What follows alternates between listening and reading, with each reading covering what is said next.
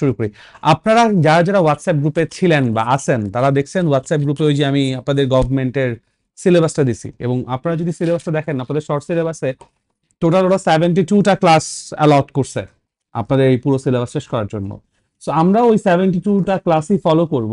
এখন যদি 72টা ক্লাস আমরা ফিজিক্যালি নিতে না পারি, দেন আমরা কিছু অনলাইন ক্লাসেসের লাইক উইকডেজ গুলোতে বা পরীক্ষার আগে পরে দিয়ে, যখন আমাদের পড়ার চাপ বেশি থাকবে, কনসেন্ট্রেশন বেশি থাকবে, বা সিলেবাস তারা মানে শেষ করার তারা থাকবে, যদি আল্লাহ মাফ করুক হয়, তখন আমরা কিছু অনলাইন ক্লাসেসও রাখবো। ঠিক আছে? আচ্ছা, এখন আমরা অ্যাকচুয়ালি আজকে শুরু করব চ্যাপ্টার 1 থেকে।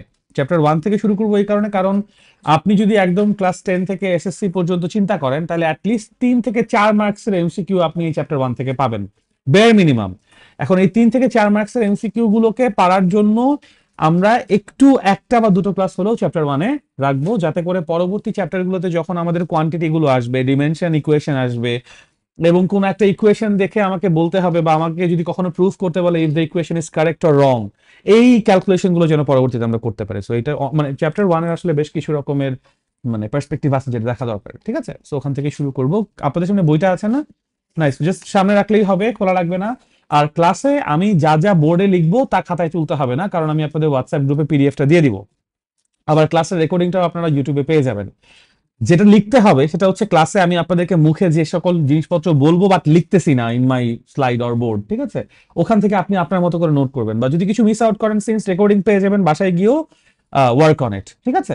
আচ্ছা, তো চলেন শুরু করি। আপনাদের জন্য আমরা হচ্ছে গিয়ে, কোথায় গেল আমার ইয়েগুলো, দাঁড়ান আমি বইটা বের করি। এনসিটিভি, তাই না?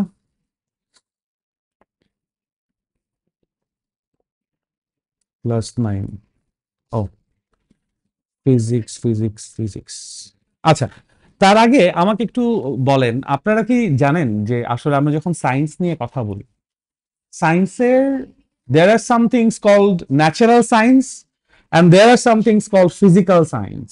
ন্যাচারাল সায়েন্সের পার্ট হচ্ছে ধরেন philosophy or mathematics. Mathematics itself natural সায়েন্সের পার্ট, কারণ নেচারে আসলে কাউন্টিং বা মেজারমেন্টস, বা আমি যদি জাস্ট নাম্বারসের গেম বলি, নেচারে অনেক আছে।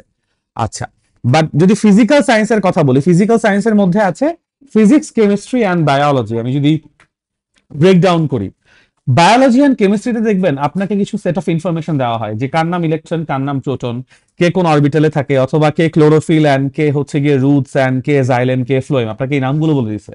এবং এই নামগুলো যাদের সাথে অ্যাসোসিয়েটেড তাদের মেকানিজম বলে দিছে, লাইক ইলেকট্রন এবং প্রোটন কোন মেকানিজম, প্লিজ শিওর, ইলেকট্রন এবং প্রোটন কোন মেকানিজম ফলো করে আসলে আমার অরবিটের মধ্যে থাকতেছে, সেই মেকানিজমটা আপনাকে বলে দিছে। বা আয়নিক বন্ডস কোন মেকানিজম ফলো করে আয়নিক বন্ডস হয় বা আয়নিক বন্ডস ভাঙে, আপনাকে মেকানিজম বলে দিছে, রাইট? আপনাকে এর বাইরে কিছু বলে নাই। বা যখন আপনি ফিজিক্সে আসেন, আপনি দেখবেন মানে যখন বলা হচ্ছে যে হাউ ডাজ দ্যাট মানে ATPs go up to the chlorophyll, ওই আইদার অসমোসিসে অথবা ডিফিউশনে, তাই না? হাউ এর অ্যান্সার যখন অসমোসিস বা ডিফিউশন আসতেছে, তখন কিন্তু আপনি আর ফিজিক্সে চলে আসছেন, আপনি কিন্তু বায়োলজিতে নাই, আপনি কিন্তু কেমিস্ট্রিতে নাই। যখন আপনি বলতেছেন যে আয়নিক বন্ড ফর্ম করার জন্য আপনার ওখানে ইলেকট্রিক ফোর্স একটা ইম্প্যাক্ট ফেলতেছে, আপনি কিন্তু আর তখন কেমিস্ট্রিতে নাই, আপনি ফিজিক্সে চলে আসছেন। So what physics does is আপনাকে এক্সপ্লেইন করে। কি এক্সপ্লেইন করে?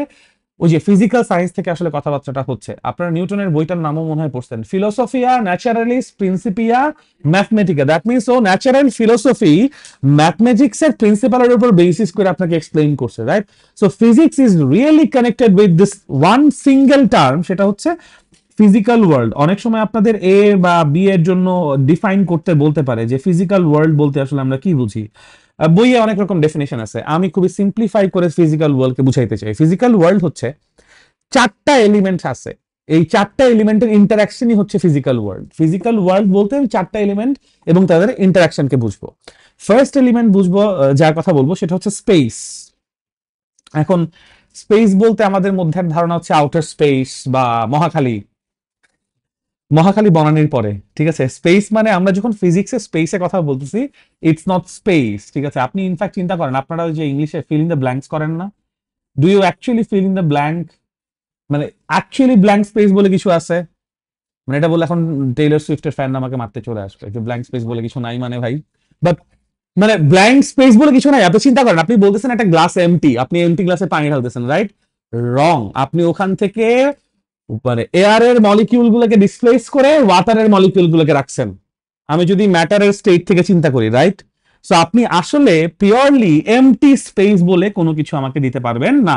সো ফিজিক্সে যখন আমি বলতেছি যে ফিজিক্যাল ওয়ার্ল্ডের এক নাম্বার এলিমেন্ট হচ্ছে space, that means space, anything that has a x y z coordinate, সেটাই হচ্ছে স্পেস।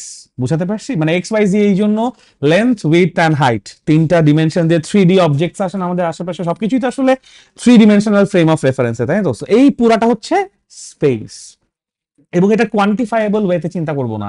যখন বলতেছি ফিজিক্যাল ওয়ার্ল্ডের এলিমেন্ট, এটা একটা কোয়ালিটেটিভ টার্ম এখানে, স্পেস, ঠিক আছে? এই জন্য পজিশন বলতেছি না বা ডিস্টেন্স ক্যালকুলেট করতেছি না, আমরা বলতেছি শুধুমাত্র স্পেস।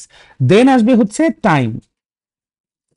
এগেইন এখানে টাইমের কোয়ান্টিটেটিভ নোশনটা আসবে না, টাইমের কোয়ালিটেটিভ নোশন আসবে, যে আপনি যাই চিন্তা করেন না কেন, যাকেই আপনি মানে পয়েন্ট আউট করেন না কেন, ওর একটা এক্সিস্টেন্সিয়াল ডিউরেশন আছে।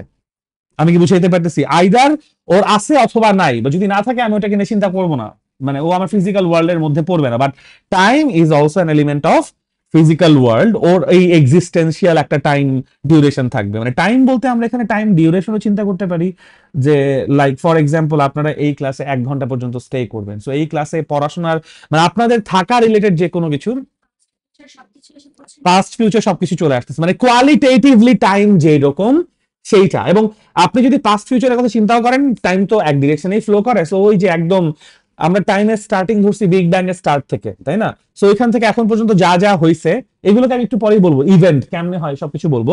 বাট ফর নাও আপাতত বলতেছি যে টাইমের কথাটা। আচ্ছা দাঁড়ান একটু, আমার এই জিনিসটা আবার এটা উপরে উঠে গেল কিভাবে বলেন তো? নিজে থেকেই ছোট হয়ে গেল। আচ্ছা যাক, সমস্যা নাই, হোক। এনিওয়েজ, সো স্পেস বললাম, টাইম বললাম, থার্ডে যেটা আসবে সেটাকে আমরা ম্যাটারও বলতে পারি, কোন কোন বইয়ে ম্যাথও বলে।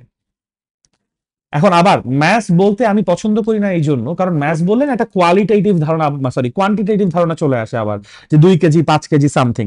But here math means matter, মানে প্রেজেন্স অফ আ ম্যাটার। আপনি চিন্তা করেন, আপনারা যদি কেউ লেটস সে ডক্টরের কাছে যান এবং কখনো যদি কারো পরিচিত আত্মীয় স্বজনের মধ্যে টিউমার আবিষ্কার করে কেউ, দেখবেন যে বলবে যে you have a mass growing inside you, বা কিছু একটা, মানে এরকম টার্মিনোলজি বলে, রাইট?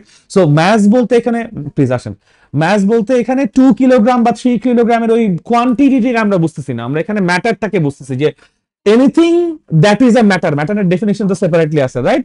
সেটা ফিজিক্যাল ওয়ার্ল্ডের একটা এলিমেন্ট। এবং ফাইনালি যেটা আসবে সেটা হচ্ছে energy. Law of conservation of energy আমরা পড়ে আসছি লাস্ট টার্মে, তাই না? তো energy is another element of physical world. তো ফিজিক্যাল ওয়ার্ল্ডে এই 4টা এলিমেন্ট আছে, এবং এই 4টা এলিমেন্ট সাইমultaneously এক্সিস্ট করতেছে। লাইক আপনি এখন ক্লাস করতেছেন সিদ্ধেশ্বরীতে, so this is your space. আপনি বিকাল 4টা থেকে 5টা 1 ঘন্টা ডিউরেশনে কাজ করতেছেন, এটা হচ্ছে গিয়ে টাইম। এর মাঝখানে আমাদের অনেকগুলা ম্যাটার তো আশেপাশে আছেই, রাইট? এন্ড এনার্জিও তো ইউজ করতেছি না? So what ever is happening, দেখেন এগুলার ইন্টারাকশন হচ্ছে। আমাদের প্রত্যেকটা এলিমেন্ট, এই যে 4টা এলিমেন্ট, এই 4টা এলিমেন্টের কি হচ্ছে?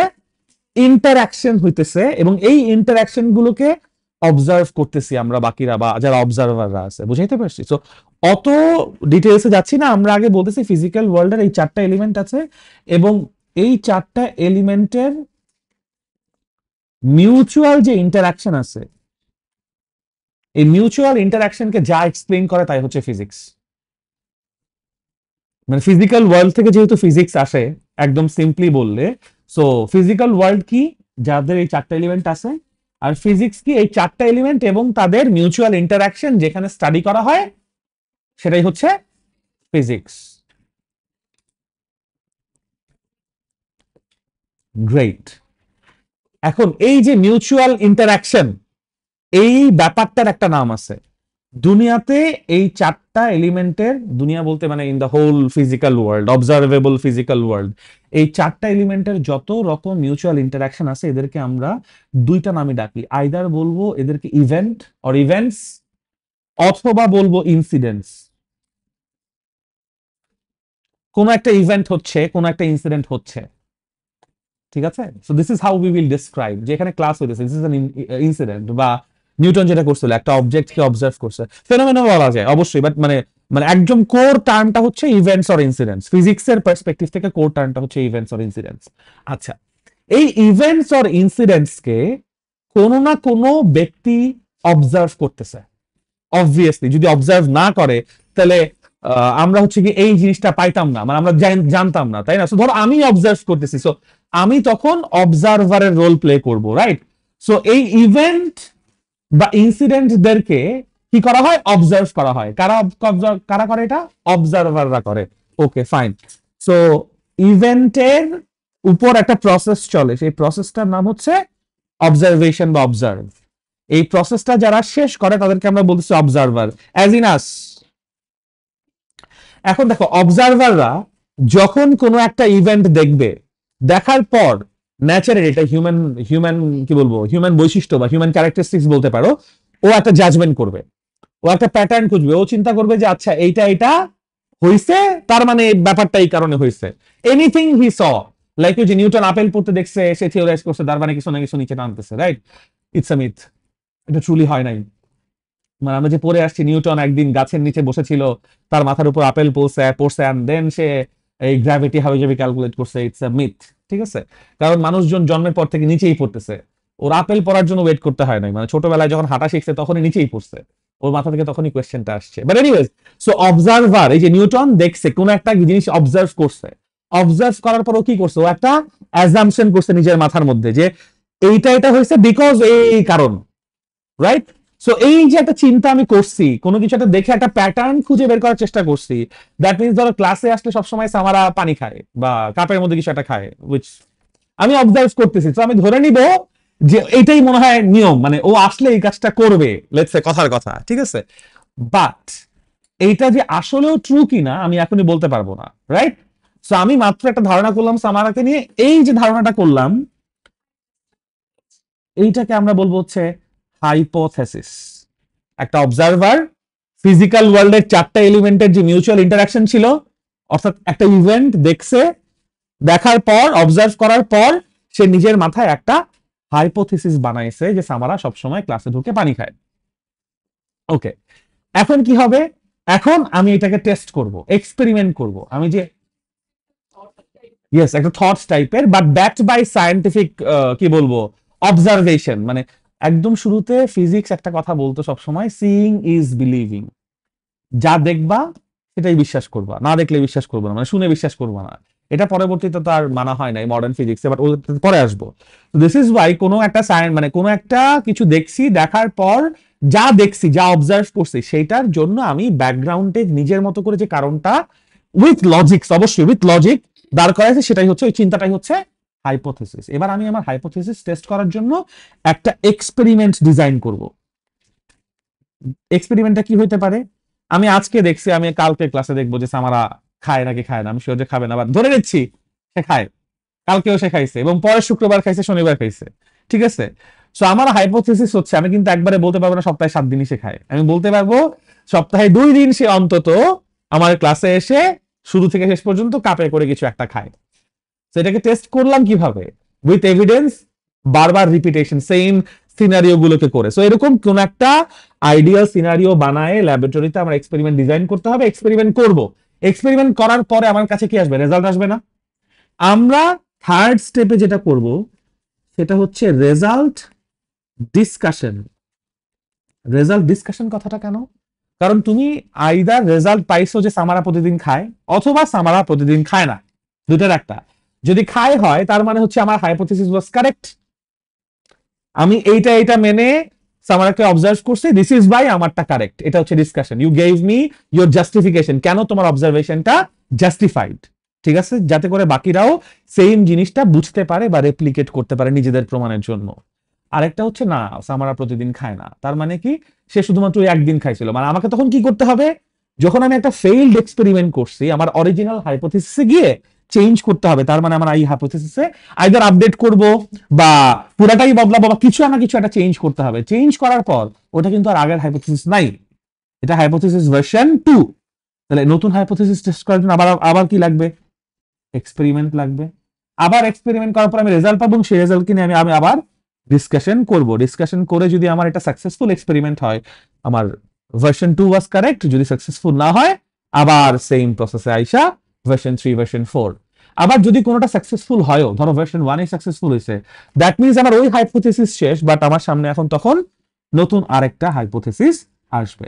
সো এই যে লাস্টের যে এই তিনটা পার্টের কথা বললাম, একজন অবজারভার একটা ইভেন্টকে অবজার্ভ করার পরবর্তীতে যে তিনটা কাজ করে, হাইপোথিসিস করে, তারপর এক্সপেরিমেন্ট করে, এবং তারপর ফাইনালে একটা রেজাল্টের ডিসকাশন করে এবং সেই অনুযায়ী পরবর্তী স্টেপ নেয়, মানে সাইকেলটা চালায়।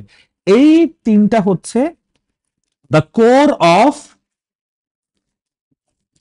Scientific process.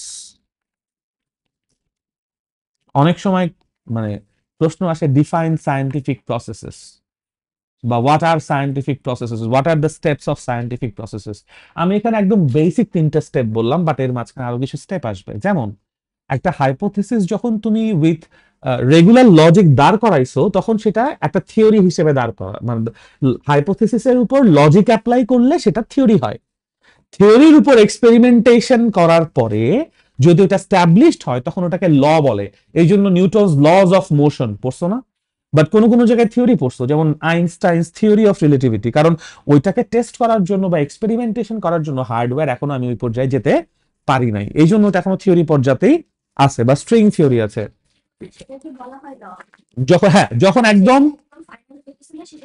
ওই পর্যন্ত থিওরি পর্যন্তই আছে, হ্যাঁ, না থিওরিতে আছে। হাইপোথিসিস তো শুরুতে ছিল, যখন কোনো লজিক, মানে হালকা পাতলা লজিক ছিল, তারপর আরো কিছু কি বলবো, মানে এভিডেন্স কালেক্ট করা হয়েছে ওইটার, মানে তোমার এক্সপেরিমেন্টেশনের আগে তোমার কিছু এভিডেন্স কালেক্ট করা লাগবে না, যে ধরো সকালে কেমন, বিকালে কেমন, ডিফারেন্ট ডিফারেন্ট সিনারিওতে, ওই এভিডেন্স কালেক্ট করার পর নতুন যেটা রিফাইন্ড সিচুয়েশন আসছে, ওইটাকে বলবো থিওরি, যেটার স্টেটমেন্ট ধরে তুমি টেস্টিং বা এক্সপেরিমেন্ট শুরু করবা। ওই যে যখন তোমরা থিওরেম করছো, মনে আছে, একটা থিওরেম থাকতো, তারপর একটা ওই যে স্পেশাল ইনস্ট্রাকশনস থাকতো, তারপর তোমার ড্রয়িং করতা, তারপর তুমি ডিরাইভেশন শুরু করতে, রাইট? সো তুমি যতক্ষণ পর্যন্ত ওই মানে থিওরেমটা লিখতেছো আর স্পেশাল ইনস্ট্রাকশন আসতেছো, দুটার মধ্যে একটা চেঞ্জ থাকতো না? মানে কিছু লজিক অ্যাপ্লাই করে তুমি, মানে ধরো একটা জেনারেল ভেগ কথা বলতো থিওরেমে, তারপর তুমি স্পেসিফাই করে বলতা এই ট্রায়াঙ্গেলের এই পার্টটুকু নিয়ে আমি কাজ করলে এটা এটা পাবো, রাইট? মনে আছে? সো ওইটা হচ্ছে আমার জন্য থিওরি, ওই রিফাইন্ড পার্টটা। সো আমি এটা স্কিপ করছি, বাট যখন বইয়ে পড়তে যাবা দেখবা এইগুলা বলা আছে আর কি, বা চ্যাট জিপিটি কে জিজ্ঞেস করলেও পেয়ে যাবা, ঠিক আছে? সো সায়েন্টিফিক প্রসেসের বেস হচ্ছে তিনটা: হাইপোথিসিস, তারপর এক্সপেরিমেন্টেশন, তারপর রেজাল্ট, ডিসকাশন, ঠিক আছে? এবং এই লুপেই জিনিসটা চলতে থাকবে। মাঝখানে ওই যে যেটা বললাম, আমাদের থিওরি আসবে, ল আসবে, আরো দুই একটা টার্মিনোলজি বোধহয় ঢুকবে সিচুয়েশন ওয়াইজ, যেটা তোমরা একবার পড়লে ফ্লোতে বুঝে যাবা যে কোনটার পর কোনটা কেন পড়তে হয়, ঠিক আছে? এখানে যেটা মাথায় রাখবা, এখানে যতগুলো স্টেপ থাকবে, এটা তো কোর বললাম, তাই না? ডিটেইলড অ্যানালাইসিসের স্টেপে আরো বাড়বে, ওই স্টেপে একটা সিকোয়েন্স থাকবে। মানে যেমন হাইপোথিসিস না করে তুমি থিওরিতে আসতে পারবা না, মানে আগে কখনো থিওরি হবে না, সবসময় আগে হাইপোথিসিস হবে, তারপর থিওরি আসবে। বা আগে তুমি এক্সপেরিমেন্টেশন করছো, এক্সপেরিমেন্টেশনের পরে তুমি থিওরাইজ করছো, এটাও হবে না। এক্সপেরিমেন্টেশনের পরে আইদার ল হবে অথবা একটা ফেইল স্টেটমেন্ট আসবে, মানে যেটা কাজ করে না, এরকম কিছু একটা পাবা। বুঝতে পারছো? যে তোমরা কি ওই ঘটনা শুনছো, টমাস আলভা এডিসন, সে 10,000 টাইমস ট্রাই করার পর লাইট বাল্ব আবিষ্কার করছিল, তো মুন্নি সাহা তাকে গিয়ে জিজ্ঞেস করছে আপনার ফিলিংস কেমন, যে আপনি তো 10 বার, মানে 10,000 বার ট্রাই করে ব্যর্থ হয়েছেন, শেষ একেবারে 10,000 একবার পারছেন, তো আপনার ব্যর্থতার অনুভূতি কি? তো সে বলছে যে I did not fail 10,000 Times, I invented 10,000 ways of how not to make a light bulb. মানে এইটা আমার কাছে লাইফের প্রতি খুব চমৎকার একটা পার্সপেক্টিভ মনে হয়। কারণ ভাই, ওই যে একটা কথা আছে, বাংলাদেশ ছোটবেলায় পড়ছেন, একবার না পারিলে দেখো শতবার, রাইট? বা প্র্যাকটিস মেক্স পারফেক্ট, তাই তো? সো এসেনশিয়ালি সবগুলা রুট কথা সেম, বারবার ট্রাই করতে হবে, বারবার ট্রাই করতে হবে। এনিওয়েজ, সো যেটা বলতেছিলাম, এই যে ফেইলড অ্যাটেম্পট, এই ফেইলড স্টেটমেন্টও কিন্তু একটা স্টেটমেন্ট। দ্যাট মিনস আপনি ফেইল স্টেটমেন্টটা পাবলিশ এই জন্য করবেন, আরেকজন যে স্ক্র্যাচ থেকে শুরু করবে সে জানবে এগুলা এগুলা করার দরকার নাই। This is how science progresses. আমরা ওই যে বইয়ে পড়ছি রাদারফোর্ডস অ্যাটমিক মডেল পড়ছি না? তারপর এটা আবার লিমিটেশন পড়ছি, তারপর আবার বোরস মডেল পড়ছি। তখন আমরা পড়ছি আরে বোরের মডেল তো ভুল বাই করছে, মানে এরকম টাইপের একটা অ্যানোটেশন চলে আসছে আমাদের মাথায়, রাইট? যে তার মানে এটা ভুল, বাট ইট ওয়াজ নট ভুল। মানে বোর হচ্ছিল প্রবাবলি ইয়ের স্টুডেন্ট, কি বলে এটাকে, রাদারফোর্ডের student, if I am not wrong, বুঝছেন? সো টিচারের কাজ, টিচার যতটুকু পারছে করছে, এরপরে আবার স্টুডেন্ট ধরছে, সো ওইটার লিমিটেশনস বের করছে। বাট এমন না যে রাদারফোর্ডেরটা পুরোপুরি মানে ভুয়া। It gave me an idea, মানে to what to look for, মানে কি কি বাদ দিতে হবে সেটা আমাকে বলে দিচ্ছে। তারপর বল, আচ্ছা তার মানে এটা দেখতে হবে, ইউনো। রাদারফোর্ডের একটা আলফা পার্টিকেল এক্সপেরিমেন্ট আছে, পড়ছিলেন কি? ওই আলফা পার্টিকেল, ইয়েস, হ্যাঁ হ্যাঁ হ্যাঁ, ওই আলফা ফয়েলের পার্টিকেল, ওই ওই পার্টিকেল এক্সপেরিমেন্টটাই, হ্যাঁ হ্যাঁ, নিউক্লিয়াস ডিটেক্ট করছে, এক্স্যাক্টলি। সে বোরকে ডিরেক্ট করছে, this is where you should look. তার টাইম পায় না আর। তারপর বোর আসছে অ্যান্ড সো অন। আবার বোর যা করছে তার উপরে এসে রিচার্ড ফাইনম্যানরা পরে কাজ করছে, আইনস্টাইন পরে কাজ করছে, ইনফ্যাক্ট নিউটন যা কাজ করে গেছে যেখানে থামছে সেখান থেকে আইনস্টাইন টান দিছে। তোমরা শুনছো কিনা জানি না, ফিলোসফিয়া প্রিন্সিপালিস ন্যাচারালিস ম্যাথমেটিকে এই বইয়ে নিউটন খালি বলছে M1 আর M2 মধ্যে গ্র্যাভিটি আছে, বাট গ্র্যাভিটিটা কেন আছে, কিভাবে আছে, নোবডি নোস। সে বলছে it is for the readers, যে এই বইটা পড়বে, it is for the readers to imagine যে কোন জিনিসটা M1 আর M2 কে টানতেছে। আই ডোন্ট নো, এটা বলে নাই ডিরেক্টলি, বুঝছো। আইনস্টাইন পিকড আপ, আইনস্টাইন বলছে ইট ইজ স্পেস। এই যে মাছগুলো আছে, এই মাছগুলো স্পেসকে ক্রাঞ্চ করতেছে, ক্রাম্বল করতেছে, এই জন্য গ্র্যাভিটি আমরা ফিল করতেছি। ফ্যাব্রিকের মতো, এক্স্যাক্টলি ওই ফ্যাব্রিক, ওটা হচ্ছে স্পেস টাইম, গ্র্যাভিটি না। স্পেস টাইম হচ্ছে একটা ফ্যাব্রিকের মতো, ওই ফ্যাব্রিকের মতো। মানে ধরো চিন্তা করো, বিছানার চাদরের উপরে তুমি যদি একটা ভারী একটা স্ফিয়ার রাখা দাও, এরকম কুচকায় যাবে না? এবং তুমি যাই রাখবে, একটা পেন রাখলেও গড়ায় গড়ায় কই যাবে, ওই স্ফিয়ারের কাছে সেন্টারে চলে আসবে না? That's how gravity works, that's how space time works. এই যে স্পেস টাইমের কথা বলতে গেলে যে আবার সেই এলিমেন্ট গুলো চলে আসে। আইনস্টাইন যখন আসছে সে বলছে এলিমেন্ট দুইটা, আসলে দুইটা কিভাবে, স্পেস টাইম মিলে একটা, আর ম্যাটার আর এনার্জি বা ম্যাস আর এনার্জি মিলে একটা, because E equals to MC square. But এগুলো এখনো থিওরি লেভেলে, বিকজ ওই এক্সপেরিমেন্টেশন গুলো আমরা করতে পারি না। এন্ড দেখো, তুই বইয়ে পড়বা সামনে যে ফিজিক্স আসলে স্প্লিট ইনটু টু পার্টস। একটা হচ্ছে, এটা কি কেউ আগে পড়ছো কিনা আমি জানি না, কেউ কখনো বলছে কিনা জানি না, একটা হচ্ছে ক্লাসিক্যাল ফিজিক্স আর একটা হচ্ছে মডার্ন ফিজিক্স। যখন আমরা ক্লাসিক্যাল ফিজিক্সের দুনিয়ায় ছিলাম, লাইক গ্যালিলিও, নিউটন, দা ওজি গাইজ, এরা হেভিলি ইম্পেরিক্যাল ছিল। ইম্পেরিক্যাল কথাটার অর্থ হচ্ছে, ইম্পেরিক্যাল কথাটার অর্থ হচ্ছে তারা কোনো একটা ও রাইট, এই ইম্পেরিক্যাল মানে তো আবার হচ্ছে গিয়ে অন্য ইম্পেরিক্যাল, বাট ই দিয়ে না আই দিয়ে, আই এম নট শিওর, এটা দেখে নিব না। বাট এটা হচ্ছে ইম্পেরিক্যাল মেথড। দ্যাট মিনস আমি এখানে কোনো একটা লাইক চাক্ষুষ প্রমাণ লাগবে, চাশমাদিদ গাভা লাগবে, something like that, seeing is believing টাইপের আমার মানে ইয়া লাগবে। যেমন গ্যালিলিও যখন বলছিল যে দুনিয়া গোল, he had his proof to himself, ঠিক আছে। হ্যাঁ, তারপর মানে সে একটা এরকম থিওরি করছিল যে ইফ ইউ থিঙ্ক যে ইউনিভার্স লিমিটেড, তাহলে তুমি একটা কাজ করো, একটা তীর মারো সোজা। লিমিটেড হলে কি করবে, ওই তীরটা কোনো না কোনো বাধায় গিয়া লাগবে, আটকাবে। তাহলে তার মানে কি, তুমি একটা ফাইনাইট এন্ড পাইছো, তার মানে তুমি এটার উপরে ক্লাইম্ব করতে পারবা, একটা চূড়ায় যেতে পারবা। তুমি ওখান থেকে তীরটা খুলে আবার ওই চূড়ায় যাও, চূড়ায় গিয়ে আবার সোজা একটা তীর মারো। যদি ইনফিনিট হয় তুমি ওই তীরটা আর আটকাবে না, বাট যদি ফাইনাইট হয় তাহলে তীরটা কি কোথাও না কোথাও গিয়া আটকাবে। আটকানোর পর এই যে এটা হচ্ছে হাইপোথেসিস, এই থট এক্সপেরিমেন্ট থেকে সে আয়সা বলছে, থিওরি দিছে, দি স্পেস ইজ ইনফিনিট। চার্জ খেপে গেছে, তার আগুনে পুরাই মেরে ফেলছে, ওটা ভিন্ন কথা, but that's how it started. So classical physics was heavily dependent on this type of কি বলবো thought experiments and then empirical proof, তোমার সামনে experimentation করে প্রুফ করে দিতে হবে। Galileo did that, free falling bodies দিয়ে, বা Newton did that। Come Heisenberg বা আরো একটু আগে শ্রোডিঙ্গার বা আরো একটু আগে ম্যাক্সওয়েল, যখনই আমাদের কোয়ান্টাম থিওরি গুলো ডেভেলপ হওয়া শুরু করলো, তখন এই থিওরিটিক্যাল ফিজিক্স এত ফাস্ট আগানো শুরু করলো, বা বিকজ আমাদের কাছে তখন ম্যাথমেটিক্যাল ক্যালকুলেশনের টুল আছে, আমাদের কাছে কম্পিউটার্স আছে, we can calculate to a greater length. Like যখন ফার্স্ট টাইম মুনের জন্য মানুষজন যাত্রা করছিল, তখন যত ক্যালকুলেশন ছিল they had to do it in by hand. মানে ধরো 10 তলা না 20 তলা সমান কাগজের স্ট্যাক হয়েছিল, এটা একটা মুভিও আছে, দেয়ার ওয়াজ আ ফিমেল ইঞ্জিনিয়ার, সে সব ক্যালকুলেশন করে রকেটটা বানাইছে, যেগুলো এখন ধরো আমরা ফোনেই করে ফেলতে পারি।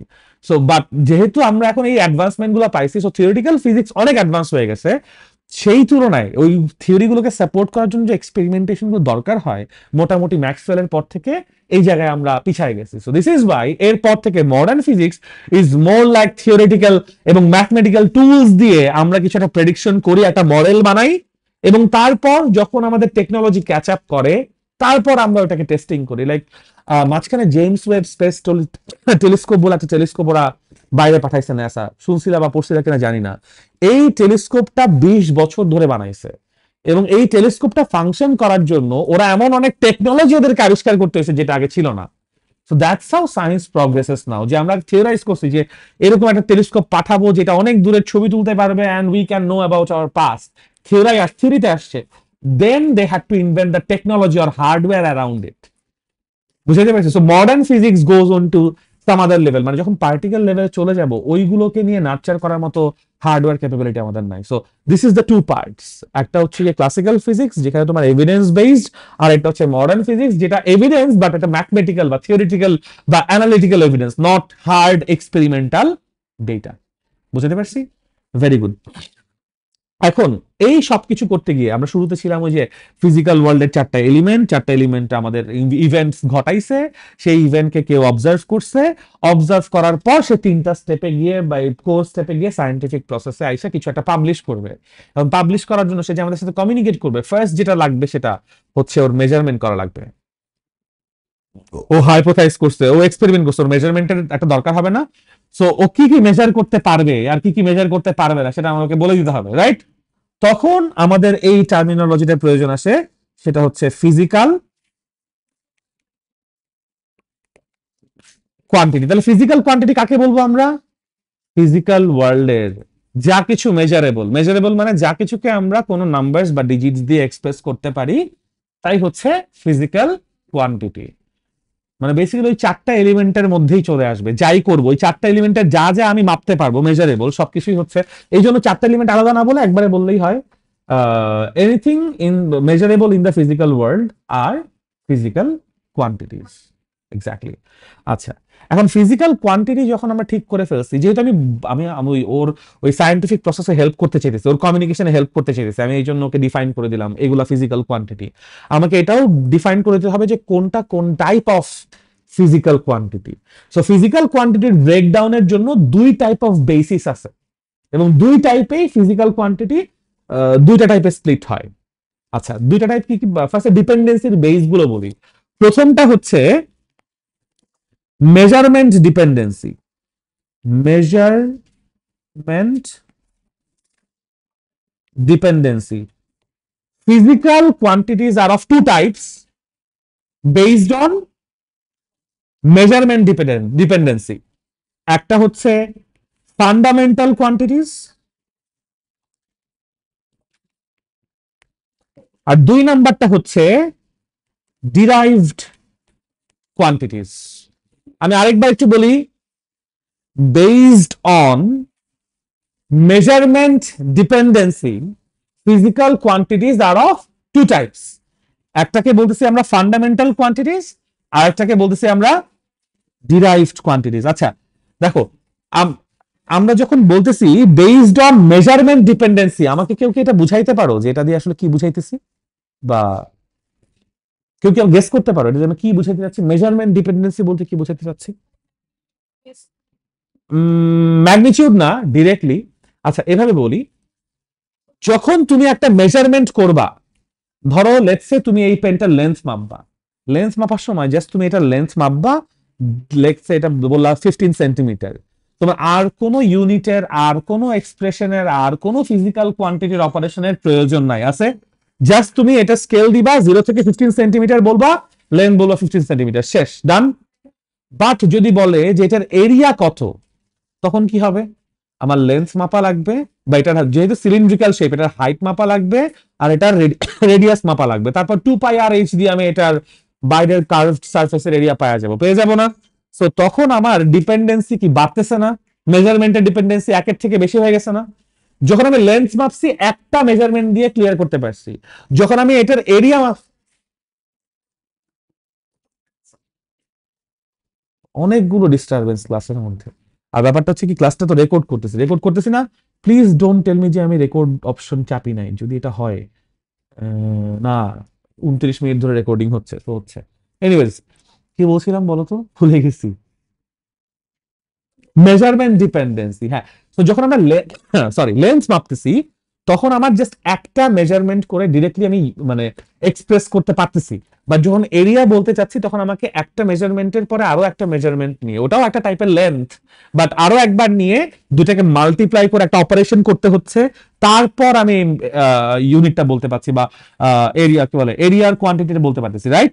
This is what I call measurement dependency. কেউ মেজারমেন্ট ইন্ডিপেন্ডেন্ট, একটা সিঙ্গেল মেজারমেন্ট দিয়ে হয়ে যাচ্ছে, আর কারো মাল্টিপল মেজারমেন্টের ডিপেন্ডেন্সি আছে। সো যারা ফান্ডামেন্টাল কোয়ান্টিটি তারা একাই একটা এক্সপ্রেশন, তারা একাই একটা কোয়ান্টিটি। ওদেরকে এক্সপ্রেস করার জন্য বা ওদেরকে মানে ক্যালকুলেট করার জন্য নতুন কোনো আরো ইয়ার উপর ডিপেন্ড করতে হয় না, কোনো কোয়ান্টিটির উপর ডিপেন্ড করতে হয় না। বাট যারা ডিরাইভড কোয়ান্টিটিস, দেখো তোমরা কি ম্যাথমেটিক্সে ছোটবেলায় ডিরাইভেশন এবং এক্সপ্রেশন এই দুইটা টার্ম শুনছো? ম্যাথসে এক্সপ্রেশন ছিল x square plus 2x plus 3y, এটাকে একটা ম্যাথমেটিক্যাল এক্সপ্রেশন বলতো, রাইট? আর ডিরাইভেশন বলতো যদি এটার সাথে এটাকে যদি স্কোয়ার করতে হয়, স্কোয়ার করার পর যে আমার একটা ইয়ে আসে না, মানে যে ফরম্যাটটা আসে, বা লেটসে কোনো একটা ইকুয়েশন দিছে, ইকুয়েশন গুলো সলভ করার পর এক্স আর ওয়াই এর যে ভ্যালুগুলো আসে, এইগুলোকে আমি বলি ডিরাইভেশন, যেখানে মাল্টিপল ক্যালকুলেশন আছে, মাল্টিপল অপারেশন আছে। এক্সপ্রেশনে কিন্তু কোনো অপারেশন নাই, এক্সপ্রেশন তুমি জাস্ট বলো প্লাস বা মাইনাস দিয়ে জাস্ট লিখে এক লাইনে শেষ। আরো সিম্পলিফাই করে বললে, তোমাদের কিছু ম্যাথ থাকে না যেখানে কন্ডিশন দিয়ে দেয় তারপর এক্স ওয়াই ফিগার আউট করতে বলে, কন্ডিশনটার যে লাইন রাখো না, যে 2x equals to 3y let's say, এই লাইনটা হচ্ছে এক্সপ্রেশন। এটাকে ক্যালকুলেট কইরা বিভিন্ন কন্ডিশন বসায় যে লাস্টে অ্যান্সার বাই করো, সেটা হচ্ছে ডেরাইভেশন, রাইট? সো এই জন্য 2 নাম্বার যে কোয়ান্টিটিটা, এটাকে এক্সপ্রেসিভ কোয়ান্টিটি বা কম্পোজিট কোয়ান্টিটি বলা নাই, বলছে derived quantity. That means one or more fundamental quantity থাকবে, এদের মাপ বা ডিফারেন্টলি মেজার করবা, করার পর আইদার ওদের গুণ করবা অথবা ভাগ করবা। যোগ বিয়োগ থাকতেও পারে, না থাকতে পারে, বাট গুণ আর ভাগ মানে প্রোডাক্ট অর ডিভাইড, এই দুইটা থাকবে। লাইক আপনি এরিয়ার কথা চিন্তা করেন, দুইবার length মাপেন, L into L, length into length, তাই করেন না? প্রোডাক্ট করতে হচ্ছে। অথবা আপনি অন্য যে বা ভেলোসিটির কথা চিন্তা করেন, আপনি লেন্থ মাপতেছেন মিটার, তারপর সেকেন্ড মাপতেছেন টাইম, তারপর কি করতেছেন, রেশিও করতেছেন না, metre per second. So either সে প্রোডাক্টে আছে, ডটে আছে, অথবা ডিভাইডেশনে আছে। বুঝাতে পারছি? This is why fundamental quantities একা একটা এক্সপ্রেশন, বা derived quantities one or more fundamental কোয়ান্টিটির ডিরাইভেশন থেকে, অপারেশন থেকে নতুন আরেকটা কোয়ান্টিটি হয়ে আসতেছে। এরিয়াটা হচ্ছে ডিরাইভড কোয়ান্টিটি বলতে হবে, বুঝতে পারছি? এবং এবং এখানে একটা কথা আছে, infinite number of derived quantities হইতে পারে, বাট দুনিয়াতে 7টা মাত্র finite number of fundamental quantities আছে। তো যদি কখনো ফান্ডামেন্টাল কোয়ান্টিটিস এর ডেফিনেশন আছে, আমি ডেফিনেশনটা তো বলবো যারা একাই একটা মেজারমেন্টই কোয়ান্টিটি, পাশাপাশি বলবো দেয়ার আর 7 fundamental quantities, those are as follows. 1 number আসবে লেন্থ, 2 নাম্বারে কি আসবে বলতে পারেন? টাইম। এবং ফিজিক্যাল ওয়ার্ল্ডের এলিমেন্ট যে টাইম, আর এই টাইম দুটো ডিফারেন্ট টাইম। ফিজিক্যাল ওয়ার্ল্ডের এলিমেন্ট টাইমটা ছিল একটা কোয়ালিটেটিভ নোশন, কনসেপ্ট, আর এটা কোয়ান্টিটেটিভ। দ্যাট মিনস আপনি ওই যে একটা অবজেক্ট মোশনে আছে 5 সেকেন্ড না 15 সেকেন্ড, ওই টাইম ডিউরেশনটা, বুঝতে পারছি? বুঝাতে পারছি? যতক্ষণ ধরে আপনি ইভেন্টটা অবজার্ভ করবেন, ওইটাই আপনার জন্য ওই ইভেন্টের ডিউরেশন বা ওই ইভেন্টের টাইম। আচ্ছা, 3 নাম্বারটা আসবে ম্যাস। এবং এই ম্যাস ওই ম্যাস, ওই যে the fundamental quality of a object, the total amount of a matter inside our object, যেটাকে আমরা অ্যাকচুয়ালি কোয়ান্টিফাই করি, ওই force equals to mass times acceleration, ওই মাস, সেটা একটা ফান্ডামেন্টাল কোয়ান্টিটি। সো 3টা পাইলাম, লেন্থ, টাইম, মাস। 4 নাম্বারটা হচ্ছে টেম্পারেচার। দিস ইজ ওয়াই আপনাদের ক্লাস 9-এ টেম্পারেচারের চ্যাপ্টারটাও রাখছিল আর কি, মানে নতুন কারিকুলামে, because this is a fundamental quantity, আগে জানানো ভালো। অ্যান্ড ইয়েস, মানে টেম্পারেচার এই জন্য fundamental quantity, because temperature define করে এনার্জি, হিট এনার্জি বা থার্মাল এনার্জি এ থেকে বি তে যাবে না বি থেকে এতে আসবে, right? This is the definition of temperature. তো ওই যে আমরা শুরুতেই বলছিলাম না, ফান্ডামেন্টালস মানে যেহেতু এটা ফিজিক্যাল ওয়ার্ল্ডের এলিমেন্টের টাইমিংটা দেখাচ্ছে না, বা এলিমেন্টের সিকোয়েন্স নির্ধারণ করে দিচ্ছে, হেন্স টেম্পারেচার একটা ফিজিক্যাল কোয়ান্টিটি, ঠিক আছে? And so is number 5 current, electricity বা electric current. Electric current is also a fundamental quantity. Charge, charged particle যাদেরকে আমরা বলি ইলেকট্রনস অর প্রোটনস, ওরা সবাই ফান্ডামেন্টাল পার্টিকেল না? এবং এই ফান্ডামেন্টাল পার্টিকেল গুলোর মোশনের কারণেই ইলেকট্রিসিটি ক্রিয়েট হয়, right? Which is why current electricity বা electric current is also a fundamental quantity, which is 7 ampere Q by T, যেগুলোকে আমরা ওই ওহমস ল পড়ছিলেন ক্লাস 8, এগুলো ছিল না? ওইটা একটা ফান্ডামেন্টাল কোয়ান্টিটি। নাম্বার 6, আপনারা কি অ্যাভোগাড্রো নাম্বার পড়ছেন? 1 মোলকে আমরা অ্যাভোগাড্রো নাম্বার ওই যে 6.023 ইন্টু 10⁻23, মনে আছে? ওই 1 মোল, ওটাকে কি বলছিলাম? অ্যামাউন্ট অফ ম্যাটার, মনে আছে? এটাকে অ্যামাউন্ট অফ ম্যাটার বলে যে। সো এই অ্যামাউন্ট অফ ম্যাটার, এটা আরেকটা ফান্ডামেন্টাল কোয়ান্টিটি।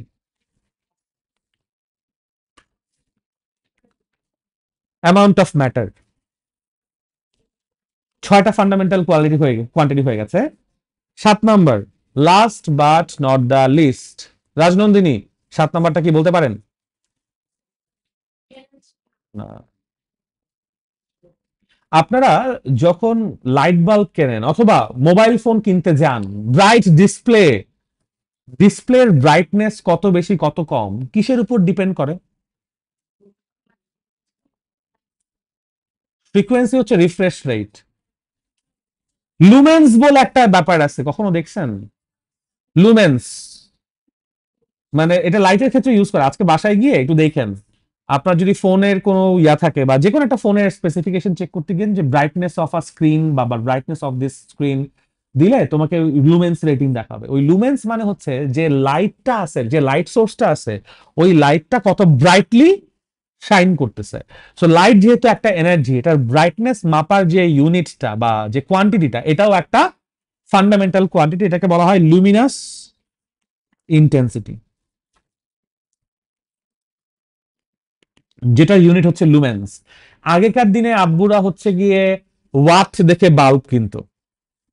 ওটা আব্বুরা এখনো করে, বিকজ আব্বুরা more concern with the electric bill. But এরকমও এখন যেহেতু এলইডি লাইটস, তো এরকমও এখন বাল্বস আছে যেগুলো লেটস সে 5 ওয়াট কিন্তু 200 লুমেন, আবার 5 ওয়াটস বাট 2000 লুমেন, ডিপেন্ডিং অন কিরকম সার্কিট্রি ইউজ করছে এটার উপর বেস করে। দুটোই কিন্তু 5 ওয়াটের বাল্ব, লাগাইলে আমার বিদ্যুৎ খরচ একই হবে। বাট যেটা 2000 লুমেন ওটা বেশি ব্রাইটলি জ্বলবে, আর যেটা 200 লুমেন সেটা কম ব্রাইটলি জ্বলবে। এটা হইতে পারে যে 200 লুমেনটা আসলে একটা ডিম লাইট, কারণ তুমি ডিম লাইট যেই পোর্টে লাগাবা সেই পোর্টেই তো তোমার ইয়া মানে নর্মাল লাইটটাও তুমি লাগাবা, সো পাওয়ার সেম কনজিউম করতেই পারে, এটা ব্যাপার না, বুঝাইতে পারছি? বাট লুমেন্স এর উপর বেস করে লাইটের ব্রাইটনেসটা ক্যালকুলেট করা হয়। আগে ওয়াটেজ করা হতো, ওটারও কারণ আছে। আগের এলইডি টেকনোলজি ছিল না, এটা তোমরা জানো। তখন লাইট গরম করে, ওই যে এক ধরনের টাংস্টেন বাল্ব আছে, দেখছো কিনা কারো বাসায়, হলুদ আলো দেয়, ধরলে গরম থাকে, ওটা হিট থেকে লাইট আসে, মানে প্রচুর রেজিস্ট্যান্সের একটা ওয়্যার থাকে, ওইটার মধ্যে দিয়ে ইলেকট্রিসিটি পাস করে, তাইলে হিটারের মতো। বাসায় যদি হিটার আছে তারাও দেখছো বোধ হয় যে ওই হিটারেও এরকম সেম টেকনোলজি, যে ইলেকট্রিসিটি পাস করে, প্রচুর রেজিস্ট্যান্সের জন্য প্রচুর হিট জেনারেট হয়, ওই হিটটা আস্তে আস্তে রেড হট হয়ে আশেপাশে হিট রেডিয়েট করে, ওখান থেকে লাইট আসে। সো তখন ওয়াট দিয়ে, মানে যেটার ওয়াট বেশি সে তত বেশি উজ্জ্বল হবে, গরম হবে, ওই সেন্সে আসলে ওয়াটেজে বিক্রি করা হতো। But anyways, Luminous intensity is another physical quantity that is fundamental. ঠিক আছে, এই 7টাই ফান্ডামেন্টাল কোয়ান্টিটি। এর বাইরে যারাই আছে সবাই হচ্ছে derived quantities. So area, volume, pressure, velocity, acceleration, whatever you name, force, সবগুলাই কি derived quantities। ঠিক আছে, কোনো কনফিউশন আছে? আচ্ছা, আবার যদি আমরা ইউনিটস অফ মেজারমেন্ট, একটা ব্যাপার আছে, এটারও ডেফিনিশন দেখবা বইয়ে আছে বা পরীক্ষায় আসবে, what is units of measurement. তখন আমরা বলি ওই যে দ্য স্ট্যান্ডার্ড, যেটার সাথে কম্পেয়ার করে আমরা 0 1 2 3 মার্ক করি, ওটা হচ্ছে আমাদের জন্য ইউনিট। তো যেহেতু আমার quantity 2 type, unit 2 type, based on measurement dependency, একটা হচ্ছে ফান্ডামেন্টাল ইউনিটস আর একটা হচ্ছে ডিরাইভড ইউনিটস। ফান্ডামেন্টাল কোয়ান্টিটির ইউনিটকে ফান্ডামেন্টাল ইউনিট বলে, ডিরাইভড কোয়ান্টিটির ইউনিটকে ডিরাইভড ইউনিটস বলে। এবং যতগুলো ফান্ডামেন্টাল ইউনিট আছে প্রত্যেকটার এসআই এর কিছু স্পেসিফিক ডেফিনিশন আছে। যেমন সেকেন্ড হচ্ছে সিজিয়াম 133 পরমাণু অ্যাটমের একটা সার্টেন মানে ভাইব্রেশনের ওয়ান অংশ, মানে এইভাবে কিছু ডিফাইন করা আছে। ওই ডেফিনেশন গুলো পরীক্ষায় প্রায় আসে, সো ওগুলো একটু বাসায় পড়ে নিবা বা নিজেরা বই থেকে দেখে নিবা, ওটা পরে বলবো। বাট এই পুরো যে ডিভাইডেশনটা ফান্ডামেন্টাল অ্যান্ড ডিরাইভড কিসের উপর বেস করেছিল? Measurement dependency. এরপর যে ডিপেন্ডেন্সি নিয়ে কথা বলবো সেটা হচ্ছে expression dependency. Quantities are also of 2 types based on expression dependency, and those are vectors and scalars। এটা নিশ্চয়ই পড়ছো না, যে ভেক্টরকে এক্সপ্রেস করতে হলে ম্যাগনিটিউড এন্ড ডিরেকশন দুটোই লাগে, অ্যান্ড স্কেলার্সকে এক্সপ্রেস করতে হলে শুধুমাত্র ম্যাগনিটিউড হলেই চলে। So depending on the expression, quantities are 2 types, vectors and scalars. যদি কখনো বি এর জন্য কোয়েশ্চেন আসে, ওই যে নাম্বার 2, যে break down the types of physical quantities বা how many physical quantities are there, maximum ছেলে মেয়ে 2টা দিয়ে আসে, আইদার ভেক্টর স্কেলার বলে আর না হলে ওই ফান্ডামেন্টাল আর ডিরাইভ বলে। এটারও কারণ আছে, কারণ এগুলো তো একটা স্টেমের উপর বেস করে আসে না, দেখা যায় মোস্ট অফ দ্য টাইম ওই স্টেমে ও শুধুমাত্র ভেক্টর আর স্কেলারের কথা বলেছে অথবা ফান্ডামেন্টাল আর ডিরাইভের কথা বলেছে, বাট কোয়েশ্চেন কিন্তু এটা করে না based on the upper stem how many types of quantity are there, তাহলে স্টেমেরটা বলে দিলে হইতো। বা যদি স্ট্রেট ফরওয়ার্ড এটাই প্রশ্ন করে how many types without any context generally how many types of physical quantities are there, তাহলে দুইটা পার্টে দুইটা, মানে based on expression dependency vector এবং স্কেলার, এবং based on measurement dependency fundamental and derived. ভাই কিছু লাগবে? ওটা পরে নেন নাকি এখনই লাগবে? রেকর্ড হচ্ছে তো ক্লাস, অনেকবার অনেক জন আসতেছে আর কি, এটাই। কোনো সমস্যা নাই, হ্যাঁ এরপর থেকে একদম আগে দিবেন, পরে নিব একটা। আর এটা খেয়াল রাখবেন যে ক্লাস যখন চলবে তখন যেন কেউ, ওকে হ্যাঁ বলেন। অবশ্যই থার্ড স্লাইড এটা না আগেরটা?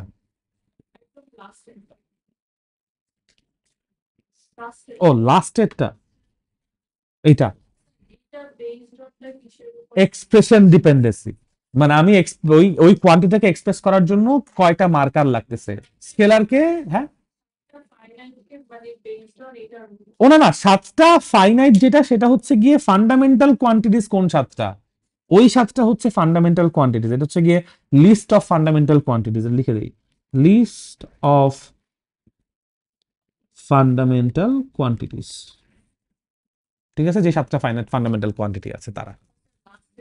জি, এখানে বলেছি যে physical quantities or P Qs based on expression dependency are of two types, একটা হচ্ছে ভেক্টরস আর একটা হচ্ছে স্কেলার্স। ভেক্টরকে এক্সপ্রেস করার জন্য আমার ম্যাগনিটিউডে দরকার হয়, ডিরেকশনে দরকার হয়, বাট স্কেলার্সকে এক্সপ্রেস করার জন্য no direction is necessary, only magnitude suffices, right? So this is by এই দুই টাইপ, ঠিক আছে? সো যদি আমাদের বি এর জন্য কখনো প্রশ্ন আসে আমরা দুইটাই মেনশন, মানে দুইটা ডিপেন্ডেন্সির উপর বেস করে দুইটা টাইপ, টোটাল চারটা, এইভাবে অ্যান্সার করব। ঠিক আছে? কোনো কনফিউশন আছে? কোনো প্রশ্ন আছে কারো? Very good. এখন এই যে আমার অবজারভেশন গুলো হচ্ছে, ইভেন্ট গুলো, সেই ইভেন্ট গুলো কোনো না কোনো ফ্রেম অফ রেফারেন্সে রেখে হইছে, ঠিক আছে? যেই ফ্রেম অফ রেফারেন্সে রেখে হইছে, ওই ফ্রেম অফ রেফারেন্সটা আমার জন্য জানা এই জন্য দরকার যে ওইটা কি গ্রাউন্ড লেভেলে আছে নাকি আপ লেভেলে আছে। যদি গ্রাউন্ড লেভেলে থাকে আমি ধরে নিব তার গ্র্যাভিটেশনাল পোটেনশিয়াল জিরো, যদি একটা হাইটে থাকে তাহলে গ্র্যাভিটেশনাল পোটেনশিয়াল কি ডিফারেন্ট হবে না?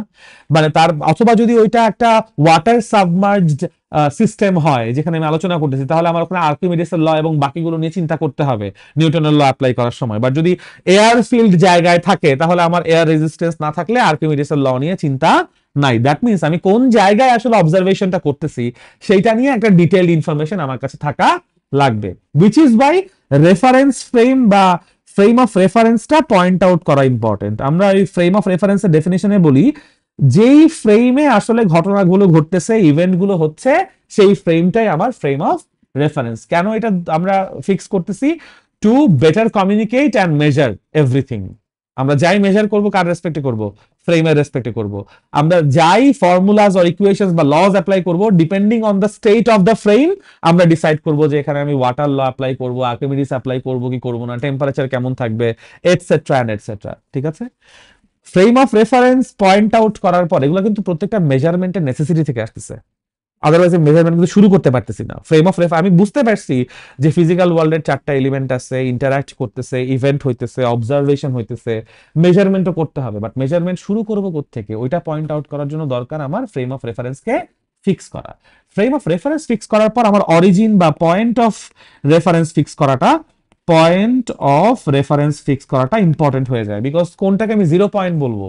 এই টোটাল রুমের মধ্যে আমি যদি স্পেস মাপা শুরু করি, কোন দিকে 2 মিটার কোন দিকে 4 মিটার, তাহলে কোনো না কোনো পয়েন্টকে আমার জিরো জিরো বলতে হবে, যেখান থেকে আমি ডান দিকে গেলে +2 বলবো, বাম দিকে গেলে -2 বলবো, and so on, right? Which is by আমাদের সেকেন্ড প্রায়োরিটি হচ্ছে ওই অরিজিনটাকে ফিক্স করা। এবং দেখো এই ফ্রেম অফ রেফারেন্স, অরিজিন সবাইকে কে ফিক্স করতেছে? অবজারভার ফিক্স করতেছে, কিন্তু দা এজেন্ট যে আমাকে ডেসক্রাইব করবে সে ফিক্স করতেছে। এরপর সে অবজারভেশন যে শুরু করবে, যাকে সে অবজার্ভ করবে ওইটাকে আমরা বলবো হচ্ছে reference object. Makes only sense, তাই তো? আচ্ছা, এরপর এই রেফারেন্স অবজেক্টের different different behaviour, different different measurable quantity নিয়ে আমরা যেভাবে পারি বিভিন্ন ঘটনাকে এক্সপ্লেইন করব, এটা ডিপেন্ডিং অন কোন সিচুয়েশন এবং কোন কনটেক্সট। এটুকু ক্লিয়ার করতে পারছি? এটুকু নিয়ে কারো কোনো কনফিউশন আছে? Very good. আজকে কিন্তু দেখো বেসিক্যালি অনেকগুলো একদম বেসিক এবং কোর কনসেপ্ট নিয়ে কথা বলতেছি।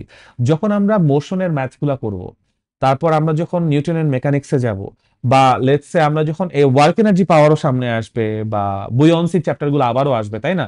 ওইগুলাতে কিন্তু আমি আর বারবার করে যে ফ্রেম অফ রেফারেন্স কে কোনটা, বা হচ্ছে গিয়ে কোনটা অরিজিন, এগুলা পয়েন্ট আউট করে দিব না, ঠিক আছে? সো তখন যেন এগুলা মিলাই নিতে পারো। আর ক্লাসের রেকর্ডিং থাকবে, যদি কোনো কনফিউশন থাকে দেখবা। But still it is always better যে এখনকার কনফিউশন এখন জিজ্ঞেস করে নাও, ঠিক আছে? বা যদি তুমি মনে করো যে আমি এখন কোন একটা কথা থিওরিটিক্যালি বলছি, এটাকে কোন একটা এক্সপ্লেনেশন দিয়ে তোমার বোঝা প্রয়োজন, সেটাও কোয়েশ্চেন করো। Questions are always welcome. ওকে? তুমি যদি আমাকে কোয়েশ্চেন না করো, ঝামেলা হবে কি আমি বুঝবো না যে তুমি যে বুঝতেছো না, তখন আমি একই স্টাইলে লেকচার দিয়ে যাব। এতে করে যেটা হবে, আমার লেকচারেরও ইভলিউশন হচ্ছে না এবং এটাও তোমাকে আসলে ইম্প্যাক্ট ফেলতেছে না। So it has to be a doctor and patient relationship. You need to tell me what's going on, what do you understand, what you have questions about, and so on. Oh by the way, আজকে আমি ক্লাসে যা যা পড়াচ্ছি এগুলোর definition গুলো লিখে কালকে ক্লাসে কিন্তু নিয়ে আসবা। ফ্রেম অফ রেফারেন্সের কথা বলছি, ফিজিক্যাল কোয়ান্টিটির কথা বলছি, ফিজিক্যাল ওয়ার্ল্ডের কথা বলছি। ইভেন্টেরটা লাগবে না, কারণ ইভেন্টের ইয়াটা পরীক্ষায় আসে না, মানে যেগুলো পরীক্ষা আসার মতো। ফান্ডামেন্টাল কোয়ান্টিটি, তারপর ইউনিটস অফ মেজারমেন্ট, অনেকগুলো টার্মের কথা কিন্তু আমি আজকে বলছি, এবং কিভাবে লিখবা সেগুলো বলে দিয়েছি। বাট স্টিল অনেক কিছু বলতে পারতেছি না। যেগুলো বলতে পারতেছি না সেগুলো তোমার আমি হোমওয়ার্কের উপর বা অ্যাসাইনমেন্টের উপর আমি মার্ক করে দিব। এতে করে সুবিধা যেটা হবে, দেখো আমাদের ক্লাসে যা পড়াবো ওটা দিয়ে তুমি সি আর ডি কভার করতে পারবা, নো কোয়েশ্চেন অ্যাবাউট ইট, এটা সবাই পারে। সমস্যা হয় এ আর বি তে এবং এমসিকিউ তে। তো এ বি এন্ড এমসিকিউ গুলোকে আমরা ট্যাকেল করবো আমাদের ডেইলি এক্সাম বা উইকলি এক্সাম বা মান্থলি এক্সাম, যেটাই নিতে পারি, এবং অ্যাসাইনমেন্টস এর মাধ্যমে। আমি তোমাকে পরীক্ষায়, যে তোমরা যারা মডেল টেস্ট দিচ্ছ আমাকে বলো, খাতা তো দেখে দিচ্ছি, কিন্তু যদি এইভাবে খাতাটা আমি তোমাদেরকে আরো 2 মাস আগে দেখে দিতাম, বেটার আউটপুট পাইতা। 1 বছর আগে চাইলে আরো বেটার আউটপুট পাইতা। সো এখন থেকে যদি তুমি আমাকে একটা একটা করে এ বি সি ডি লিখে লিখে অভ্যাস করো, আমি তোমাকে একটু একটু করে ফিডব্যাক দিয়ে দেই, তুমি অ্যাটলিস্ট 2-3 মাস সময় পাবা before your first term exam practice করতে, নাম্বার বেশি ক্যারি করতে, এবং 81 থেকে 91 এর গ্যাপটা এ বি এবং এমসিকিউ দিয়ে কভার করতে হবে। সি এবং ডি তে এভারেজে সবাই সেম নাম্বার পাবে। Only difference it's going to make in A and B, ঠিক আছে? এখন আমি একটু ডিফারেন্ট টাইপের মানুষ, টিচার, স্বার্থপর টিচার। আমি তোমাকে নাম্বারের জন্য পড়াবো, বাট এমন ভাবে পড়াবো যে কোনো কিছু বাদ যাবে না, এবং আমি তোমাকে লজিক দিয়ে বোঝাবো যে সব কেন পড়তে হবে টু গেট নাম্বারস, ঠিক আছে? ওই যে ধরো অনেক সময় আমরা বলি, এটা আমিও ছোটবেলায় অনেক আবেগে থাকতাম যখন বলতাম যে আমি তোমাদেরকে ফিজিক্স একদম বুঝায় পড়াবো। ব্যাপারটা হচ্ছে আমি তোমাকে যতই চেষ্টা করে বুঝাইতে পারবো না। We are at ABCs of physics, ঠিক আছে? এটা বোঝানো সম্ভব না, সিলেবাস এরকম না। So I will try to get the most numbers out of you. কিন্তু এই জন্য যেটা করতে হবে, আমার প্রসেসটা একটু ফলো করতে হবে। ক্লাসে আমি প্রচুর ডিটেলস পড়াবো, ক্লাসের বাইরে প্রচুর কাজ দিব, ওগুলো তুমি যত আমাকে করে দিবা তত বেটার আমি তোমাকে ফিডব্যাক দিতে পারবো। বা অন্যভাবে, তুমি যত কাজ করে এবং পরীক্ষা করে দিয়ে আমাকে দিবা, আমার কাছে তত ডেটা আছে তোমাকে ঠিক করার জন্য, তোমাকে রাইট ওয়ে দেখানোর জন্য। So if you give me data, I can help you. ওই জায়গায় কোনো সমস্যা নাই, you are open to ask any questions or any feedbacks, কিন্তু একটু সময় দিতে হবে আর কি, দ্যাটস ইট। এনিওয়েজ, সো এই যে frame of reference, origin, reference object, সবাইকে ফিক্স করছে কে? আমাদের অবজারভার, যে আসলে এক্সপেরিমেন্টেশনটা করবে। এই সব কিছু করার পর যখন ডিফাইন্ড হয়ে গেছে, তারপর সে আমাদের সাথে কমিউনিকেট করা শুরু করতে পারবে, এবং আমরা বুঝতে পারবো যে সে আসলে তার হাইপোথেসিস, এক্সপেরিমেন্ট এবং রেজাল্ট ডিসকাশনের মধ্যে আমাদেরকে কি কনভে করতে চাইছে। জি স্যার। অবশ্যই ফ্রেম অফ রেফারেন্সটা আমি একটা এক্সাম্পল দিয়ে বুঝিয়ে দিই। যখন আমরা নিউটনস ইকুয়েশনস অফ মোশনস করছি, মনে আছে? V is equals to U plus at, একটা ফর্মুলা ছিল না? এই ফর্মুলার সিনারিওটা চিন্তা করো। বলা হইতো না, let us assume a particle in motion is at position A, ওখান থেকে সে টি ইজ ইকুয়ালস টু জিরোতে it will start moving, that means it will have an initial velocity of u. এখন যেহেতু আমরা এটাতে ইউনিফর্ম এক্সেলারেশন চাই, আমরা এটাও বলতাম যে let us also assume it is uniformly accelerating towards the positive x axis. তারপর আমি বলতাম যে after t seconds of time the objects in position B. এই যে এ থেকে বি পর্যন্ত, তখন আমি কি একটা স্ট্রেট লাইন মানে অ্যাজিউম করে নিচ্ছি না যে একটা পার্টিকেল এই লাইন ধরে আগাচ্ছে? এই স্ট্রেট লাইনটা হচ্ছে আমার জন্য একটা ফ্রেম অফ রেফারেন্স। যাই হবে, সব কোথায় হবে? এই স্ট্রেট লাইনে হবে। স্ট্রেট লাইনের শুরুর পয়েন্টটা আমার ইনিশিয়াল পয়েন্ট বা ইনিশিয়াল পজিশন, স্ট্রেট লাইনের ফাইনাল পজিশনটা আমার জন্য ফাইনাল পজিশন, তারপর স্ট্রেট লাইনের ফাইনাল পয়েন্টে আমার যে ভেলোসিটি সেটা ফাইনাল ভেলোসিটি, আর ইনিশিয়াল পয়েন্টের ভেলোসিটি হচ্ছে ইনিশিয়াল ভেলোসিটি। এ আর বি এর মাঝখানে যে ডিস্টেন্স, এই পুরাটাকে আমি বলবো তার ডিসপ্লেসমেন্ট এস, তাই না? সবকিছু কোন ফ্রেমে? এ থেকে বি পর্যন্ত আঁকা স্ট্রেট লাইনের উপর, কারেক্ট? এই স্ট্রেট লাইনটা আমার জন্য একটা ফ্রেম অফ রেফারেন্স, মানে যেখানে আলোচনা হবে ওই টোটাল ফ্রেমটাই হচ্ছে আমার জন্য ফ্রেম অফ রেফারেন্স। যদি আমি এখন একটা ডিফারেন্ট আলোচনায় আসি, লেটস সে এইটা হচ্ছে একটা সার্টেন, লেটস সে কি বলবো, ওয়াটার পট। এই ওয়াটার পটের মধ্যে লেটস সে এইচ হাইটের একটা হচ্ছে গিয়ে আমি লিকুইড ওয়াটার পট বা লিকুইড পটে এইচ হাইটের লিকুইড রাখছি। আমি এখন যদি কোয়েশ্চেন করি যে এই পয়েন্টে আসলে আমার প্রেসার কত, আমরা বলবো P is equals to H rho G. So এই যে P equals to H rho G, H যে তুমি ক্যালকুলেট করছো, কোথেকে ক্যালকুলেট করছো? আপওয়ার্ডটাকে জিরো ধরছো এবং যত ভিতরে ঢুকছো তত তুমি ডেপথে গেছো, এইচ এর ভ্যালু বাড়াইছো, that's how you calculated, right? So তোমার জন্য ফ্রেম অফ রেফারেন্স হচ্ছে এই পুরা ওয়াটার পটটা, যেটা টপ লেয়ারটা তোমার জন্য পয়েন্ট অফ রেফারেন্স, পানির টপ লেয়ার। ওখান থেকে যত নিচের দিকে যাবা তত তুমি মেজারমেন্ট 0 থেকে 1 2 3 যে কোনো ইউনিটে, মানে লেন্থ মাপতেছো তো তুমি হচ্ছে গিয়ে ফান্ডামেন্টাল ইউনিটেই আসো, রাইট? তো মিটারে তুমি নিচে, মিটারে বা সেন্টিমিটারে বা ইঞ্চিতে, যেভাবে তোমার জন্য সুবিধা মাপবা, and you figure out P is equals to H rho G, because rho তো constant, G তো constant, given you know G and rho। বুঝাইতে পারছি? সো তখন ফ্রেম অফ রেফারেন্স হচ্ছে এইটা। এবং তুমি যদি frame of reference point out না করো, তুমি তো রো কত বলতে পারবে না, বিকজ যেই লিকুইডটা, এটা মধুও হইতে পারে, পানিও হইতে পারে, যেই লিকুইডটা, সেই লিকুইডটা is also part of that frame of reference. যখন তুমি ডিফাইন করছো ফ্রেম অফ রেফারেন্সে মধু আছে, রো চেঞ্জ হয়ে যাবে। যখন তুমি বলবা ফ্রেম অফ রেফারেন্সে পানি আছে, রো আবার চেঞ্জ হয়ে যাবে, depending on the frame of reference. আবার ওইখানেও কথা আছে, এই পাত্রটা তুমি কোথায় রাখছো, মাটিতে নাকি এভারেস্টের উপরে, তার উপর চেঞ্জ করা, বেস করা কি জিও চেঞ্জ হবে। সোজা কথা, আমি একটা ইভেন্ট দেখতেছি, ওটাকে মেজার করার জন্য যতগুলো ফিজিক্যাল কোয়ান্টিটি আসবে, ওইটা আমার যেই যেই ফ্রেমের মধ্যে, মানে যেই যেই জায়গা জুড়ে আছে, পুরাটাই আমার জন্য ফ্রেম অফ রেফারেন্স। বুঝতে পারছি? কোনো কনফিউশন আছে? Very good. আর ওই ফ্রেম অফ রেফারেন্সের 0 পয়েন্ট হচ্ছে ওই যে ঢাকার 0 পয়েন্টের মতো, যেখান থেকে আমি কুমিল্লার ডিস্টেন্স মাপবো, যে ঢাকা থেকে কুমিল্লার ডিস্টেন্স হচ্ছে গিয়ে লেটস সে 100 কিলোমিটার, তাহলে আমি কিভাবে মাপি? এটা তো ধরো ঢাকা তো অনেক বড়, মানে কল্যাণপুর ঢাকার মধ্যে, সায়দাবাদ ঢাকার মধ্যে, বাট কল্যাণপুর থেকে মাপলে যে ডিস্টেন্স আসবে, সায়দাবাদ থেকে মাপলে তার থেকে কম ডিস্টেন্স আসবে, because it's closer to Comilla, you see? So আমাকে তো একটা সার্টেন পয়েন্ট টু পয়েন্ট মাপতে হবে। দিস ইজ ওয়াই প্রত্যেকটা জেলা শহরে দেখবে একটা করে 0 পয়েন্ট আছে, যেখান থেকে, যেমন ঢাকা 0 পয়েন্ট হচ্ছে যে আমাদের জিপিও, পোস্ট অফিস, গুলিস্তান, ওই জায়গাটাতে। সেরকম প্রত্যেকটা জেলা শহরে একটা করে 0 পয়েন্ট আছে। দ্যাটস ইওর 0 0 আর কি, অরিজিন। ইনফ্যাক্ট তুমি যখন গ্রাফ আঁকো, চিন্তা করে দেখো, এই ফ্রেম অফ রেফারেন্স বোঝাটা আরো ইজিয়ার। আমি কেন যে এই মানে এই উদাহরণটা দিলাম না, বুঝলাম না, বাট যাই হোক, আমরা যখন গ্রাফ আঁকি তখন আমরা কি একটা এক্স আর ওয়াই সারফেস আঁকি না, রাইট? এই এক্স ওয়াই যে সারফেসটা আছে না পুরো গ্রাফ পেপারটা, এটা তোমার ফ্রেম অফ রেফারেন্স। এক্স আর ওয়াই এই দুইটা ফ্রেম ইন্টারসেক্ট যেখানে করছে, সেই পয়েন্টটাকে তুমি বলা হচ্ছে তোমার জন্য অরিজিন। এবং এর পরে তুমি ডানে বামে উপরে নিচে প্লাস মাইনাস ধরে, সাইন কনভেনশন ধরে তুমি তোমার পয়েন্টে যাও, ও থেকে A B C and so on, right? Frame of reference, point of reference, আর যেই অবজেক্টটা ও থেকে এ বি সি ঘুরতেছে, ও হচ্ছে রেফারেন্স অবজেক্ট। আর যে মাপতেছে, দ্যাট মিন্স তুমি গ্রাফ আঁকতেছো, তুমি হচ্ছে সেই অবজারভার। বুঝে গেলাম? কোনো কনফিউশন আছে? নাইস। আজকে এই পর্যন্তই রাখি। নেক্সট ক্লাস আগামীকালকে, ও ওই যে ডেফিনেশন গুলো একটু লিখে নিয়ে আসবা, প্লাস সায়েন্টিফিক প্রসেস কি, সায়েন্টিফিক প্রসেসের স্টেপ গুলাও কিন্তু ডেফিনেশনের মধ্যে পড়ে যায়, ঠিক আছে? সো এগুলো, জি।